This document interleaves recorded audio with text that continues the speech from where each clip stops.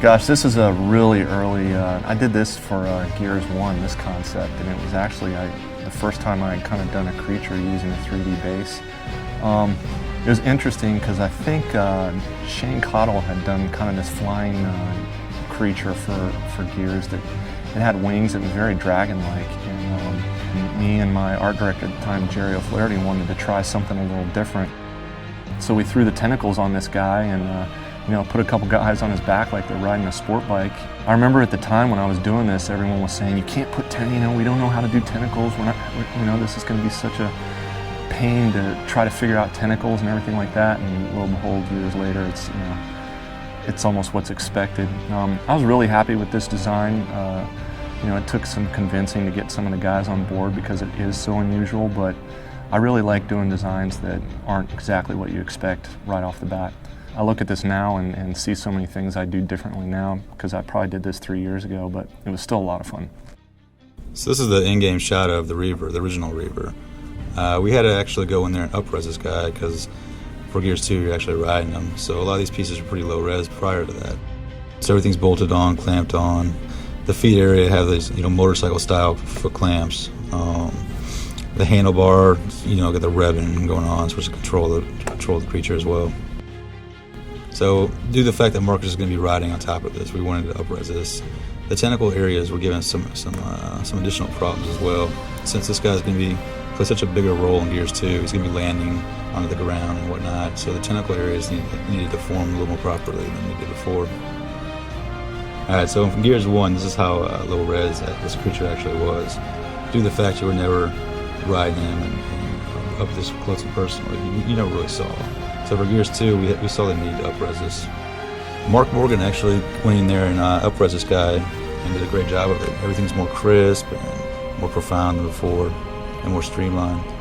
So when you're actually sitting there riding it, you see these nice crisp bolts and crisp clamps, whereas before everything was pixelated. As with a lot of the creatures in Gears 2, they made appearances in Gears 1, but you didn't really get to interact with them that much as far as tight combat and blowing them up, things along those lines. So definitely in Gears 2, one of our main objectives was to make sure that all these creatures that you became familiar fighting with in Gears 1, you really got to get up close and personal. And not only do you get to fight them, but you get to blow them to bits like the smaller characters. So similar to everything else that I've chopped up for Gears, I had to chop up the Reaver. And again, just visualizing what ways he'll be blown up. Always have the head coming off in multiple chunks.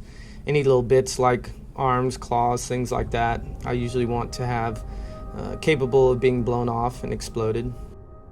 So here's a couple more views. And again, just kind of visualizing if it did have a skeleton, if it did have anatomy, what might those places be?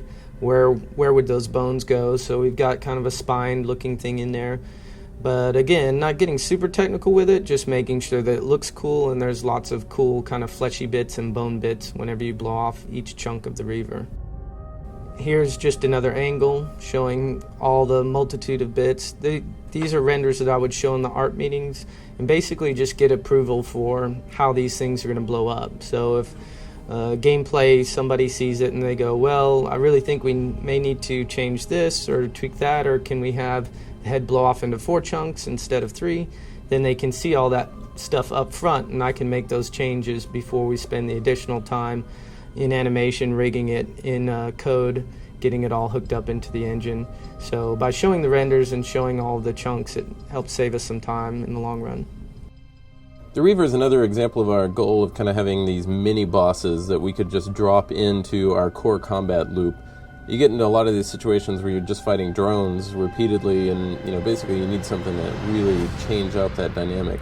And so Reavers are a great example of something for really dropping in this kind of central combat element that you can put in pretty much any fight and suddenly it's going to take this kind of dominating role over the battlefield and force you to fight in a different way. The way the Reaver does that, as far as scaring you up out of your hiding place and kind of changing up the core dynamic, is just by stepping over cover, as well as the fact that it's taller than cover, so it's got this kind of vantage point down over the battlefield. So even though there are always going to be these other drones in the fight and in the area around where the Reaver is, you can't just hole up in there while you're fighting them. He's going to be coming along, he's going to tear you out of your defensive posture. You're going to have to engage him while simultaneously worrying about these other drones that are in the background who are, nailing on you with their hammer bursts and lancers and miniguns, etc. So really he's just there to kind of stir the pot and to keep you from just being too comfortable with how you've been fighting in cover up to this point.